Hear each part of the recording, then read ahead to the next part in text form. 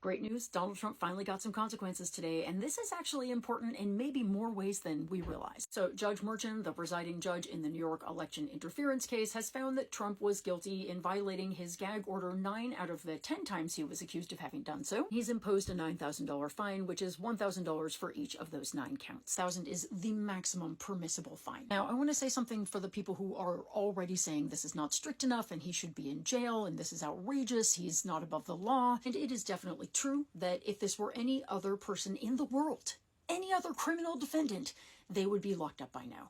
But he's not. He's Donald Trump, and the judge is trying to thread a difficult needle. He's trying to keep things relatively calm. He's trying to keep the trial moving, and he's trying to balance justice versus free speech versus political campaign.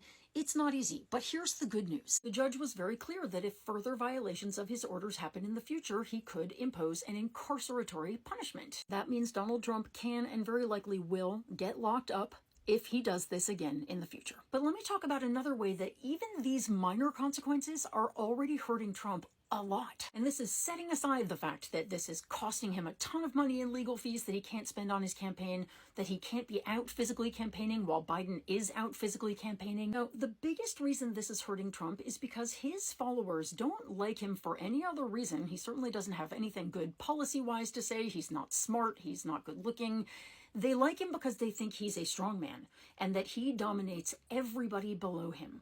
But right now they are seeing that he is very much not in charge. He's weak and he's powerless. He's having to show up when he's told. He's having to go home when he's told. He's having to eat lunch when he's told. He's having to sit in a little dinky room and listen to people talk about really bad stuff that he did. He is not in charge of the narrative, and he is not in charge of his own life right now. He's a criminal defendant, just a tired, frail man who can't stay awake. This is not the strong man image his followers need to feel secure in themselves. Remember, his followers are fundamentally insecure people.